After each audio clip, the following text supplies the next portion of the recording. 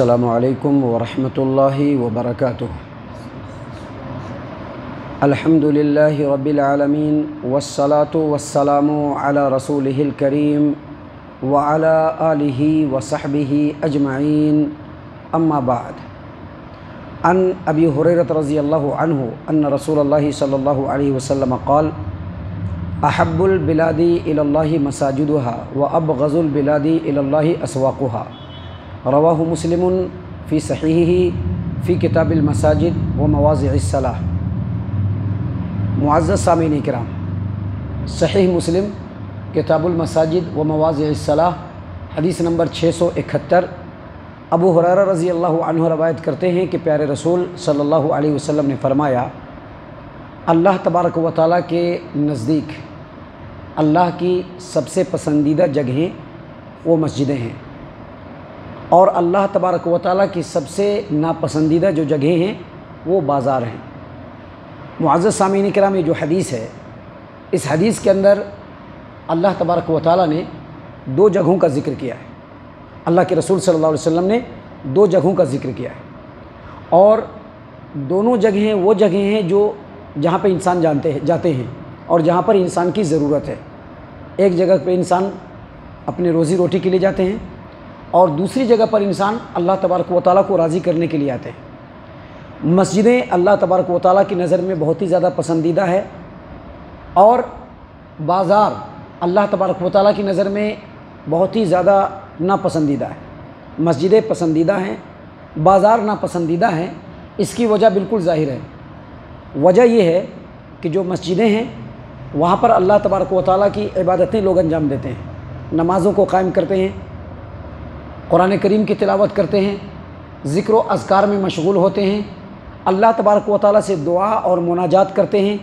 اپنی ضروریات کو اللہ تبارک و تعالیٰ کے سامنے رکھتے ہیں۔ مسجدوں کے اندر دروس کے حلقات قائم ہوتے ہیں،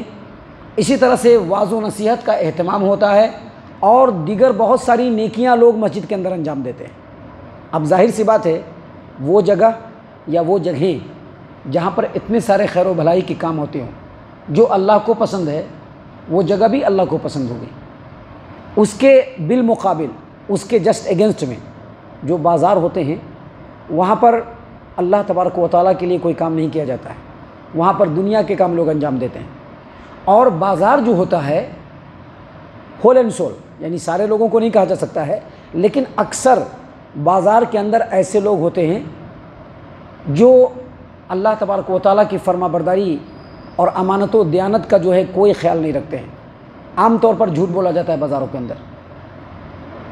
ابھی کوئی یہ نہیں کہہ سکتا کہ ہمیں جھوٹ نہیں بولتی، ہاں ہم سبھی کو نہیں بول سکتے ہیں کہ سبھی لوگ جھوٹ بولتے ہوں گے، لیکن بازاروں کے اندر اکثر لوگ جھوٹ سے ہی اپنا کام چلاتے ہیں۔ وہاں پر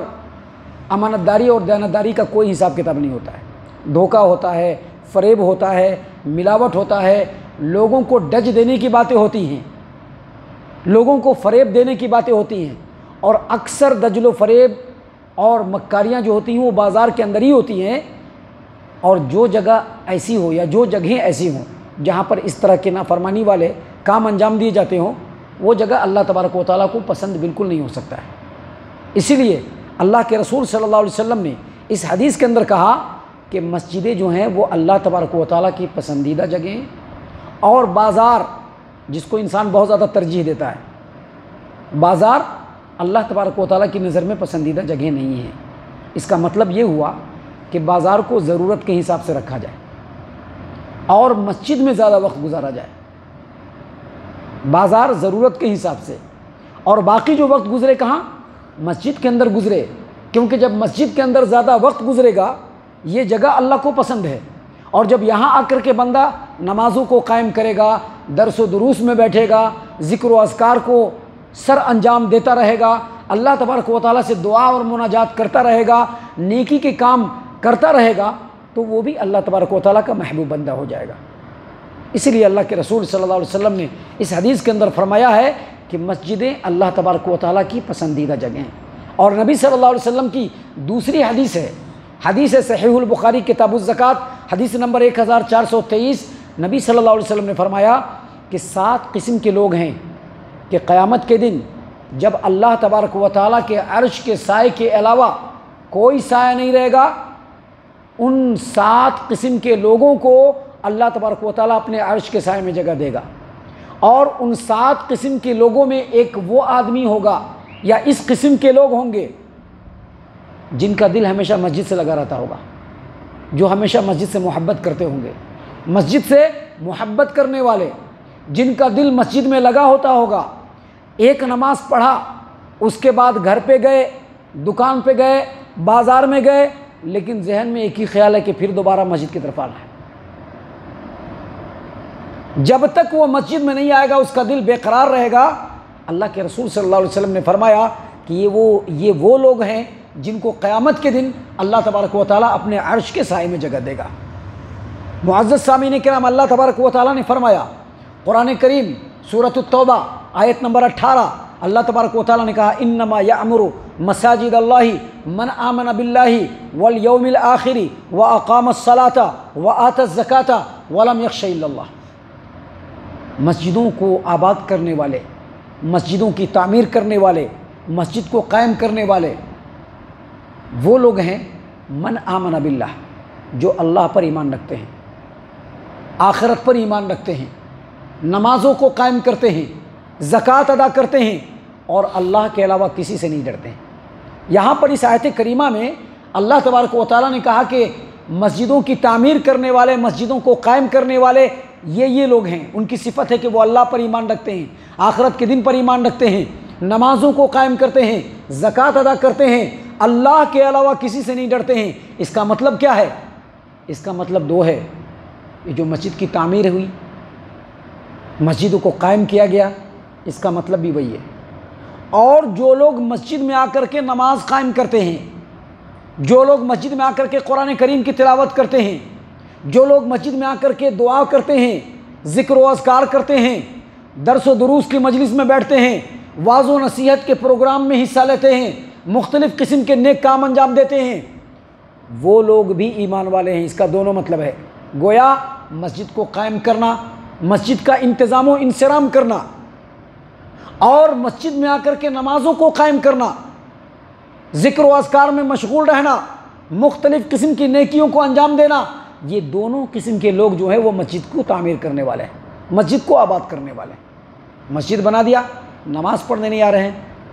وہ نہیں ہو سکتے اس میں شامل۔ دونوں ہی قسم کے لوگ، مسجد کا انتظام و انصرام کرنے والے بھی اور ساتھ میں مسجد میں آ کر کے نماز پڑھنے والے بھی۔ اب ایک صاحب ہیں، مسجد کو تعمیر کرا دیا، ہر مہینے مسجد میں پیسہ دے دیتے ہیں، لیکن مسجد میں نماز پڑھنے نہیں آ رہے ہیں، کیونکہ ان کو بہت مشغولیت ہے، بہت مصروفیت ہے، ٹائم نہیں دے سکتے ہیں مسجد میں۔